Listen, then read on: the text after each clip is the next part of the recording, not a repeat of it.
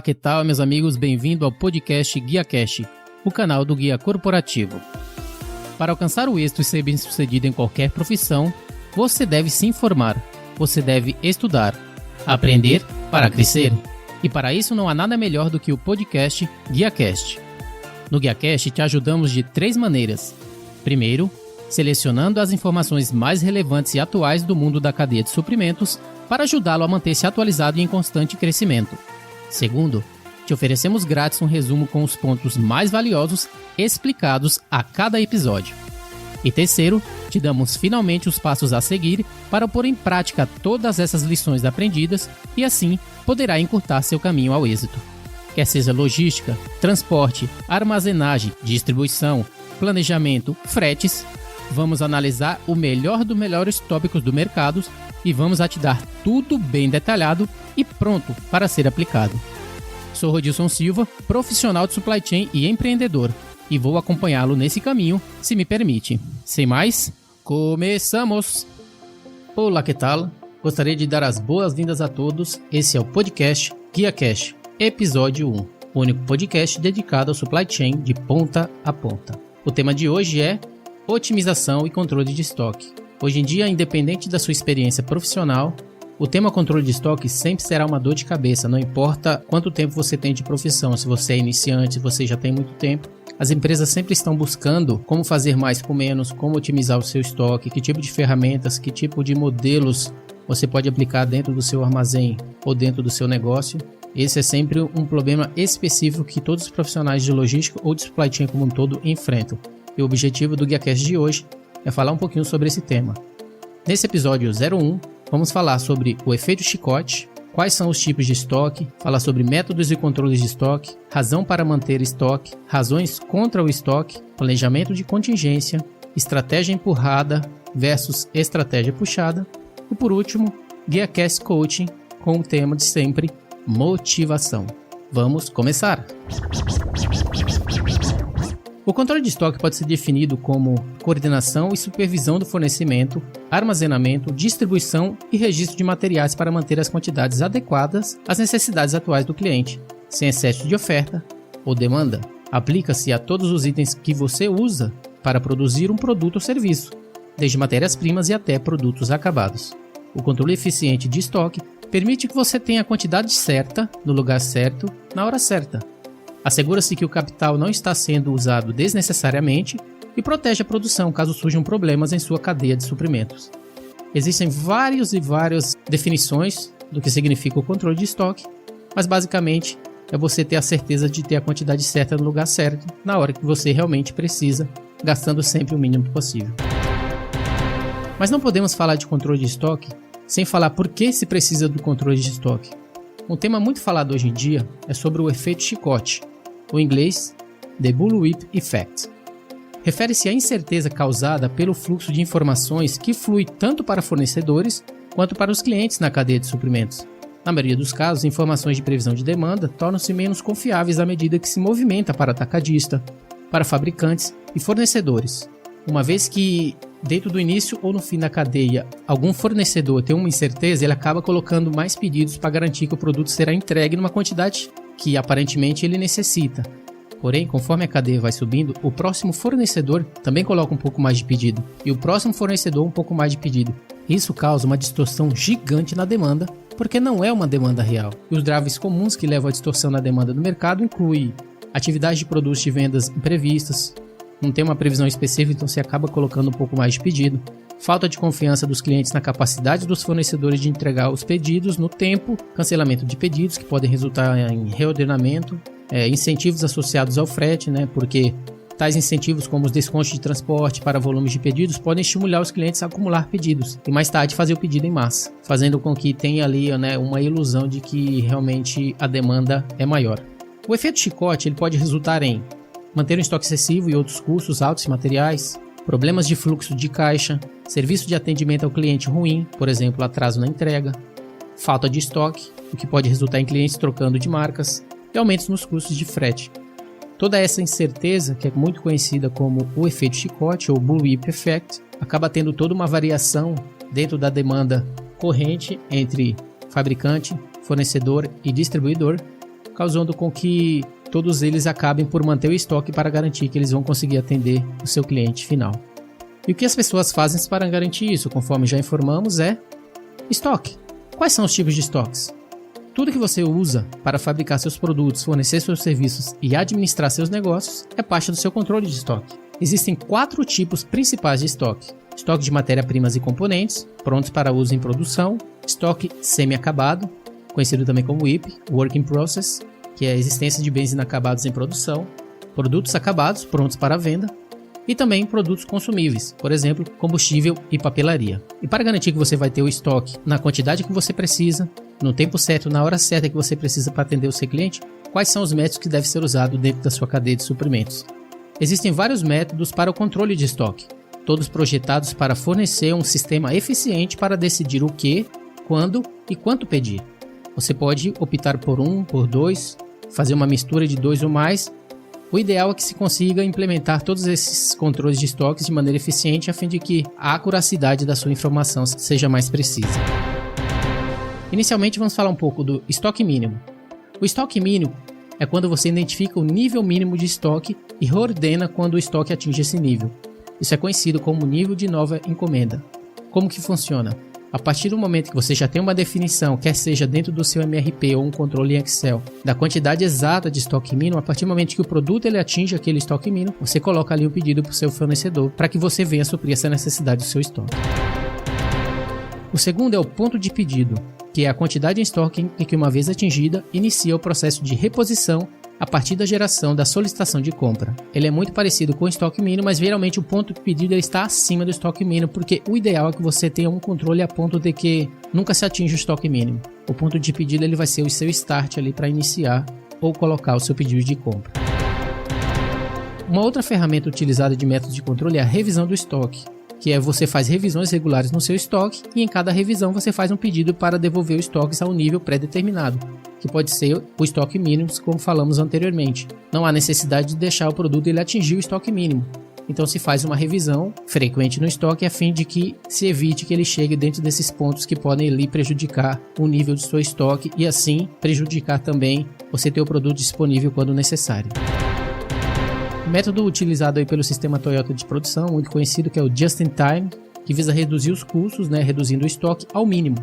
Os itens são entregues quando são realmente necessários e usados imediatamente, ou seja, não se mantém em estoque. Existe o risco de ficar sem estoque, portanto, mas você precisa ter certeza de que seus fornecedores podem entregar sob demanda.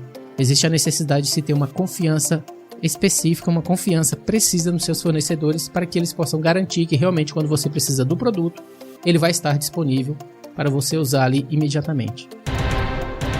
Temos também a quantidade de pedido econômico, que é o Economic Order Quantity.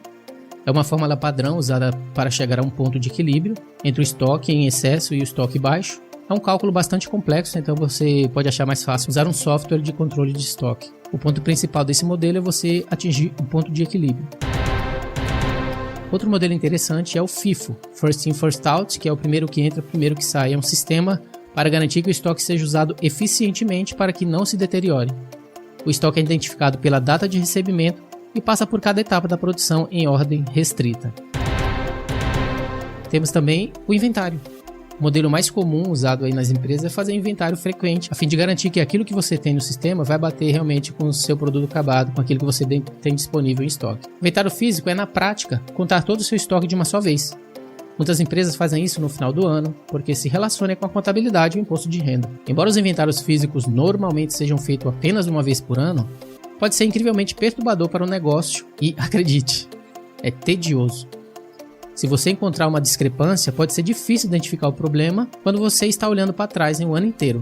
Uma outra maneira de mitigar o tipo de inventário físico que é feito uma vez por ano é você fazer o inventário cíclico, que em vez de fazer um inventário físico complexo, contar todos os produtos no final do ano, algumas empresas fazem a contagem em ciclos para auditar o seu inventário. Ao invés de uma contagem total no final do ano, a contagem em ciclos conjuga a reconciliação ao longo do ano. Cada dia, cada semana ou cada mês, um produto diferente é verificado em uma programação rotativa. Existem diferentes métodos para determinar quais itens contar e quanto, mas em termos gerais, itens de maior valor serão contados com mais frequência. Curva ABC. A curva ABC é uma hierarquia de seus itens mais valiosos para, no mínimo, valores reais. Isso também é conhecido como método de categorização de inventário. Como você não valoriza a totalidade do seu estoque da mesma forma, esse controle fará com que você concentre seu tempo e seus recursos em itens que geram mais dinheiro. Na curva ABC, o item A, que é a curva A, que é o item de maior importância, existe um controle muito rigoroso, registros completos e precisos, e uma revisão frequente. O item B, que é o item intermediário, exige um controle mediano, menos rigidamente controlados, bons registros, revisão regular. E por último, a curva C, de menor importância, controles mais simples, registros mínimos, grandes inventários, revisão e reordenação. Existe também a análise ABC, que é Always Better Control. É quando você classifica os itens com base nessa importância, fazendo um resumo percentual por item e por valor. Essa análise é preparada e verificada semanalmente ou mensalmente. Item A, alto custo, geralmente representa 10% dos itens e 70% do valor. Item B, médio custo, geralmente significa 20% dos itens e 20% do valor. E por último, item C, baixo custo, representa 70% dos itens, 10% do valor. A próxima etapa é em relação à previsão de demanda. Uma grande parte do bom gerenciamento de estoque se resume a prever com precisão a demanda. E não se engane, isso é incrivelmente difícil de fazer. Há tantas variáveis envolvidas e você nunca saberá com certeza o que está por vir, mas você pode chegar perto. Aqui estão alguns pontos a ser observados ao projetar suas vendas futuras. Primeiramente, tendências de mercado, o que realmente está acontecendo no mercado que pode afetar o seu produto futuramente a curto, médio e longo prazo. As vendas do ano passado durante a mesma semana que você pode usar como referência para ter em mente que pode ser que aquele produto performe da mesma maneira e usar isso como base para suas previsões futuras. Taxa de crescimento para esse ano, você precisa colocar também essa taxa de crescimento, a fim de que isso reflita em sua consideração de previsão de demanda. Isso também se reflete na quantidade de estoque que você tem que ter disponível, vendas garantidas de contratos e assinaturas, sazonalidade e economia global. Se existe alguma sazonalidade para seu produto, você precisa considerar dentro da sua previsão de demanda. Se existe alguma promoção de marketing, se ele vai fazer alguma promoção que vai afetar ali a demanda do seu produto, você precisa garantir que tenha mais estoque para que possa suprir essa necessidade de vendas. Gastos com anúncios, planejados ou não. Então são muitas variáveis de previsão de demanda que você precisa considerar, você precisa estar a par para prever com precisão a demanda. Por isso que eu disse desde o início, é incrivelmente difícil de fazer, porque como é uma previsão, a previsão sempre está errada. Razões para manter estoque. As razões para manter estoque inicialmente são melhorar o atendimento ao cliente, isso é óbvio, você ter o estoque disponível quando o cliente necessita, sempre disponível. Economias em compras, você consegue fazer as compras um volume mais alto, que te garante ali um preço menor. Economias de produção, da mesma forma, o mesmo conceito. Economia de transporte, você acumula ali vários produtos para fazer a entrega, o que te dá um custo menor, mas você aumenta o seu estoque. Proteção contra incertezas futuras. Eventos não planejados, como greves de trabalhadores, desastres naturais, mudanças na demanda. E para manter a independência da cadeia de suprimentos. Razões contra o estoque. Custos sem valor agregado, né? Você está colocando ali um custo e não sabe quando aquele produto vai ser vendido, e para aquele produto que é mantido em estoque vai gerar um gasto ali mensal fixo, então esses custos sem ter um valor agregado específico é uma razão ali contra o estoque.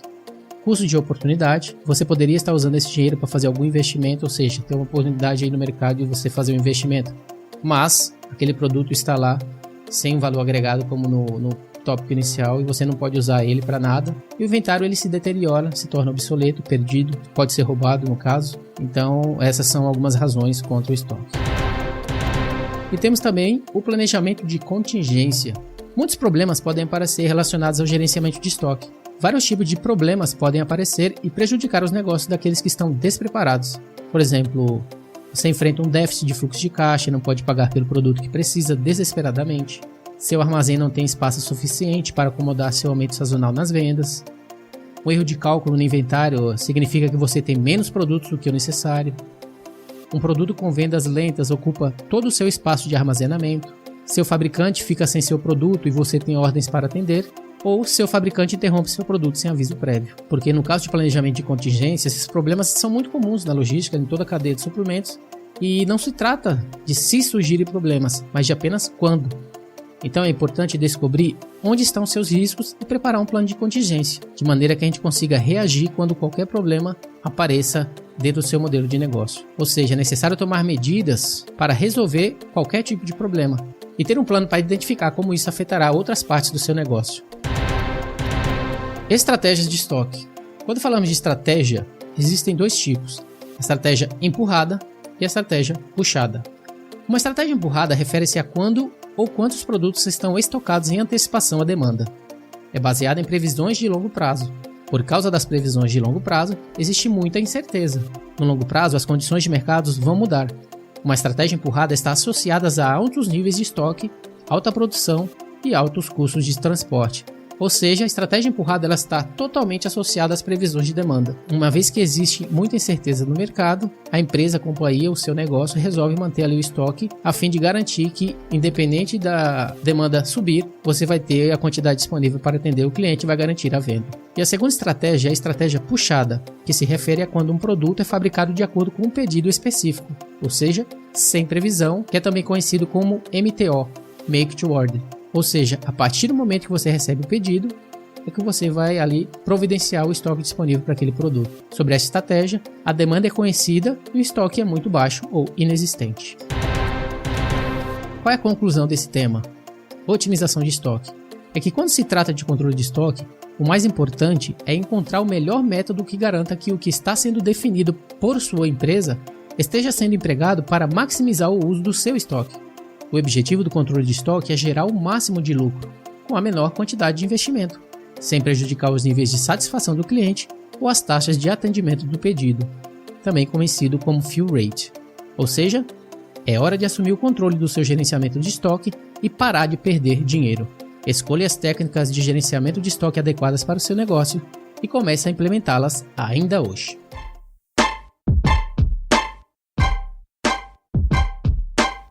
Guia Cast Coaching. No Guia Cast Coaching de hoje, tema motivação, vamos falar sobre vários tópicos que vai incentivá-lo a tomar ação, que vai incentivá-lo a dar o seu melhor e progredir profissionalmente. Se você precisa de um empurrãozinho, aqui vai. Tópico número 1, Guia Cast Coaching, medo. O que nos impede de alcançar nossos objetivos é o medo. É comum entre nós. Quando o medo fica no nosso caminho, acabamos não fazendo nada. O medo vem da falta de confiança e do pensamento irracional. Todos nós precisamos entender que o medo de que as coisas podem sair dos trilhos não aumenta suas chances de sucesso. Às vezes, temos medo de assumir risco porque achamos que as probabilidades estão contra nós. Nós nos tornamos tão consumidos pelo medo em um grau que às vezes nos tornamos irracionais. Para sair da sua zona de conforto, é necessário ter coragem. Coragem, você deve lembrar que não é a ausência de medo, é ter a capacidade de agir apesar dos seus medos. Embora não possamos ignorar totalmente o medo, podemos aumentar nossas chances de ganhar sendo racionais ao lidar com nossas circunstâncias como elas são no momento presente. Tópico número 2. Aceite seus erros. Os erros se tornam grandes oportunidades porque é assim que aprendemos. Erros são trampolins. Nós não iremos apreciar o sucesso sem falhas. O fracasso é o que torna nosso sucesso significativo. Precisamos encontrar lições positivas de todos os nossos erros. Ernie Banks, um renomado jogador de futebol, disse certa vez: a única maneira de provar que você é bom no seu esporte é perder. Ponto número 3.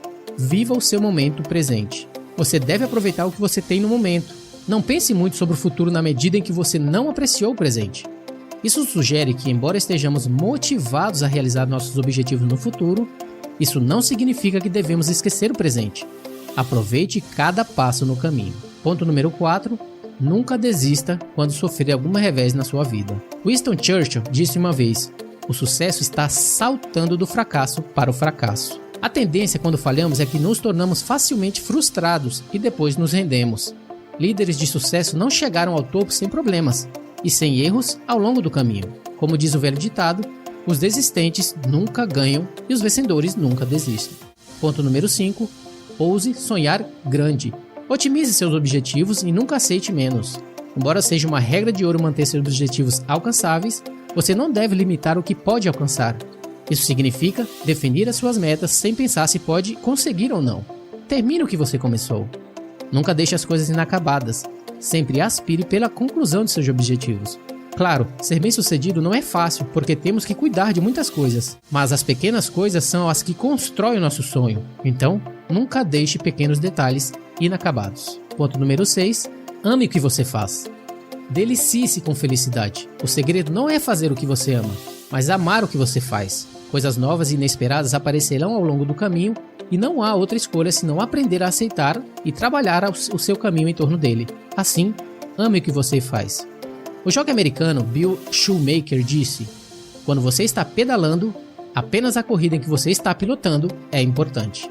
Ponto número 7. Explore novas possibilidades. Esteja disposto a expandir suas habilidades em cada tarefa. Leve sua habilidade ao próximo nível. E último ponto número 8. Dê tempo a si mesmo. Quando você se cansa, pode descansar, mas nunca desista.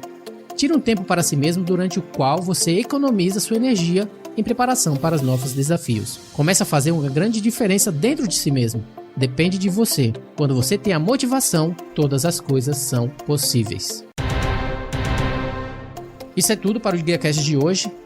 Espero que tenham gostado. Espero que tenha te motivado à ação. Espero que tenha te motivado a seguir em frente. Espero que tenha te motivado a dar os primeiros passos em sua aprendizagem. Espero que as lições de motivação possam ajudá-lo a guiá-lo a dar o primeiro passo na aprendizagem, dar o primeiro passo a se destacar onde você está, você como profissional, que possa colocar em prática aquilo que você está aprendendo e que possa principalmente mostrar aos outros que você merece uma oportunidade, que você merece sonhar, você deve realmente sempre estar enxergando uma luz no fim do túnel e que você vai conseguir os seus objetivos. Não esqueça de deixar seus comentários por avaliar e rever o episódio de hoje, compartilhar com alguém que você conhece que possa se beneficiar do conteúdo e caso necessite de mais detalhes, basta ir até o site guiacorporativo.com, que vou deixar disponível a transcrição desse episódio com mais e mais sugestões para que te ajude a se tornar um expert do supply chain motivado. E por favor, não se esqueça de se inscrever no podcast GuiaCast para que receba as atualizações quando novos episódios forem lançados. Sem mais, até a próxima, seja o seu melhor, invista no sucesso de outros e faça a sua viagem contar. Fui!